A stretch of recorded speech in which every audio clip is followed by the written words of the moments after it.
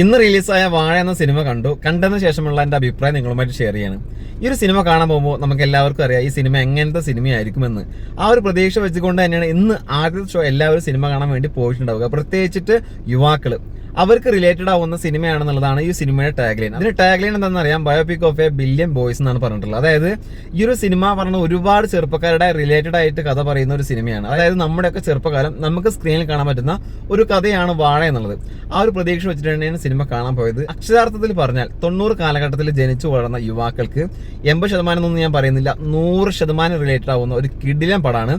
ആദ്യം മുതൽ അവസാനം വരെ ചിരിയുടെ മാലപ്പടക്കമാണ്. 1-2 സ്ഥലത്ത് മാത്രമേ നമ്മളെ കരയിപ്പിക്കുന്നുള്ളൂ. അതും അവസാന സെക്കൻഡ് ഹാഫിലോട്ട് വരുമ്പോൾ മാത്രമേ നമ്മളൊന്ന് കരയിപ്പിക്കുന്ന സീനും കാര്യങ്ങളുള്ളൂ. അതുവരെ സിനിമ അടിപൊളി കോമഡിയാണ്. ഈ സിനിമയുടെ കഥ എന്ന് പറയുന്നത് ചെറുപ്പകാലം മുതൽ, അതായത് സ്കൂൾ കാലഘട്ടം മുതൽ ഒരു ടീം, ഒരു തല്ലിപ്പൊളി ടീം അല്ലെങ്കിൽ ഒരു ഉഴപ്പിയ ടീമൊക്കെ ഉണ്ടാവും, ആ ഉഴപ്പന്മാരുടെ ടീം ഉണ്ടാവും.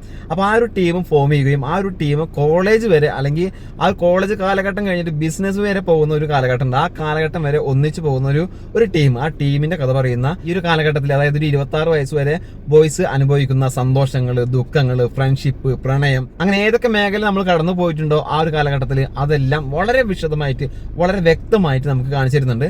സിനിമയിൽ അഭിനയിച്ച ആളുകളുടെ പേരെടുത്ത് പറയുന്നില്ല, എല്ലാവരും അടിപൊളി. അതായത് ആ ഒരു ഗ്യാങ്ങിലൂടെ 5-6 ആൾക്കാരുണ്ട്. ആ 5-6 ആളുകളും ആ സിനിമയിലെ നായകന്മാരുടെ അച്ഛൻ കഥാപാത്രങ്ങൾ ചെയ്തിട്ടുള്ള ജഗദീഷ് ആണെങ്കിലും ശരി, കോട്ടയം നസീർ ആണെങ്കിലും ശരി, അസീസ് നെടുമങ്ങാട്, അതുപോലെ തന്നെ നോബി, ഇവരൊക്കെ അവരുടെ ഭാഗങ്ങൾ അടിപൊളിയായിട്ട് ചെയ്തിട്ടുണ്ട്. ഏറ്റവും കിടിലനായിട്ടുള്ള അച്ഛൻ-മകൻ കോംബോ എനിക്ക് ഇഷ്ടപ്പെട്ടത് ജോമോൻ ജ്യോതിർ അതുപോലെ തന്നെ നോബി തമ്മിലുള്ള അച്ഛൻ-മകൻ കോംബോ ആണ്.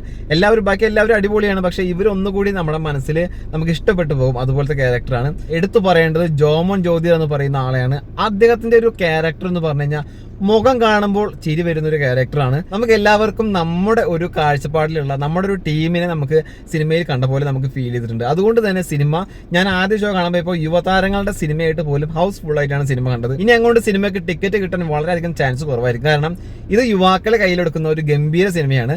യുവാക്കൾ ഈ ഒരു സിനിമ ഇനി അങ്ങോട്ട് എത്ര തവണ കയറി കാണുമെന്നുള്ളതാണ് നമുക്ക് ഇനി ആലോചിക്കേണ്ടതുള്ളൂ. കാരണം ഒരു തവണ കണ്ടാൽ നമ്മളിപ്പോൾ നമ്മുടെ കൂട്ടത്തിൽ വേറെ ഒരുത്തനെ മിസ് ചെയ്തിട്ടുണ്ടെങ്കിൽ അവനെയും കൂട്ടി പോയി നമ്മൾ വീണ്ടും കാണും. അതുപോലത്തെ ഒരു ഐറ്റാണ് ചെയ്തു വെച്ചിട്ടുള്ളത്. പിന്നെ എടുത്ത് പറയേണ്ട ഒരു കാര്യം, ഹാഷിറിന്റെ സിനിമയിലേക്കുള്ള എൻട്രി എങ്ങനെ ഉണ്ടായിരുന്നു എന്നുള്ളതാണ്. ഹാഷിറിനെ ഈ ഒരു സിനിമയിൽ കുറച്ച് ഭാഗത്ത് മാത്രമേ കാണിച്ചിട്ടുള്ളൂ. കൊടുത്ത ഭാഗങ്ങളെല്ലാം തന്നെ അതിഗംഭീരമായിട്ട് ചെയ്ത് വെച്ചിട്ടുണ്ട്. ചിരിപ്പിച്ച് നമ്മളെ ഒരു വഴിക്കാക്കിയിട്ടുണ്ട് ഹാഷിർ. ഈ സിനിമയിൽ കുറച്ച് ഭാഗം ഉള്ളൂ എന്ന് വിചാരിച്ചിട്ട് ആരും വിഷമിക്കണ്ട. ഈ സിനിമയുടെ 2ാം ഭാഗം വരുന്നുണ്ട്, അതായത് വാഴ 2 വരുന്നുണ്ട്. ഇപ്പൊ നമ്മൾ ഈ ഗ്യാങ്ങിന്റെ കഥയാണ് കേട്ടതെങ്കിൽ ഹാഷിറിന് ഒരു ടീമുണ്ട്, ഹാഷിറിന് ചെറിയൊരു ഗ്യാങ് ഉണ്ട്. ആ ടീമിന്റെ കഥ പറയുന്ന 2ാം ഭാഗം വരുന്നുണ്ട് എന്ന് പറഞ്ഞിട്ടാണ് സിനിമ അവസാനിച്ചിട്ടുള്ളത്. എന്തായാലും വാഴ 2-ന് വേണ്ടി കട്ട വെയിറ്റിംഗിലാണ്. 1ാം ഭാഗം തകർത്ത് കയ്യിൽ തന്നിട്ടുണ്ട്. അത്രയേറെ മികച്ച ഒരു സിനിമയാണ്. എല്ലാവരും പോയി കാണണം. ഇനി വേറെ റിവ്യൂ കാര്യങ്ങളൊന്നും നോക്കണ്ട. 90 കാലഘട്ടത്തിൽ ജനിച്ചു വളർന്ന ആമ്പിള്ളേർക്ക് എന്തായാലും ഈ സിനിമ പൂർണ്ണ തൃപ്തി നൽകുന്ന ഒരു സിനിമയായിരിക്കും. സിപ്പപ്പ്, കോളേജ് എന്നിങ്ങനെയുള്ള ഒരുപാട് കാര്യങ്ങളൊക്കെ നമ്മുടെ മനസ്സിലേക്ക് ഓർമ്മ വരും. 1-2 കാര്യം കൂടി പറഞ്ഞിട്ട് ഞാൻ വീഡിയോയുടെ അവസാനിപ്പിക്കുകയാണ്. നമ്മൾ എന്തായാലും ഫ്രണ്ട്സുമായിട്ടാണ് ഈ സിനിമ കാണാൻ പോവുക.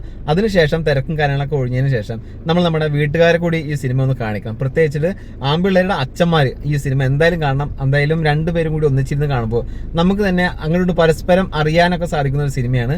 അതുപോലെ തന്നെ ഒരുപാട് കാര്യങ്ങൾ ചിന്തിക്കാനുള്ള വകയൊക്കെ സിനിമ നൽകുന്നുണ്ട്. അതായത് നമ്മളൊരു മക്കളെ വളർത്തുമ്പോൾ അല്ലെങ്കിൽ ഇന്നത്തെ സാഹചര്യത്തിൽ നമ്മളെല്ലാവരും മക്കളെ വളർത്തുന്ന രീതി എങ്ങനെയാണ്, അങ്ങനെ ആവരുത്. പ്രത്യേകിച്ചിട്ട് ഇന്നത്തെ ഒരു കാലഘട്ടം എന്ന് പറയുന്നത് അച്ഛനും അതുപോലെ തന്നെ മക്കളൊക്കെ വലിയ ബന്ധങ്ങളില്ല. ആ ഒരു ബന്ധങ്ങളൊക്കെ എങ്ങനെ വരുത്തണം എന്നൊക്കെ സിനിമ വളരെ വ്യക്തമായിട്ട് പറഞ്ഞു തരുന്നുണ്ട്. അതുകൊണ്ടാണ് ഫാമിലിയെ കൂടി കൂട്ടിയിട്ട് സിനിമ കാണാൻ പോകണമെന്ന് പറയുന്നത്. എന്തായാലും സിനിമ എടുത്ത ഈ ഒരു ടീമിന് ഒരുപാട് അഭിനന്ദനങ്ങൾ. നിങ്ങൾ എന്തായാലും വിജയിച്ചു.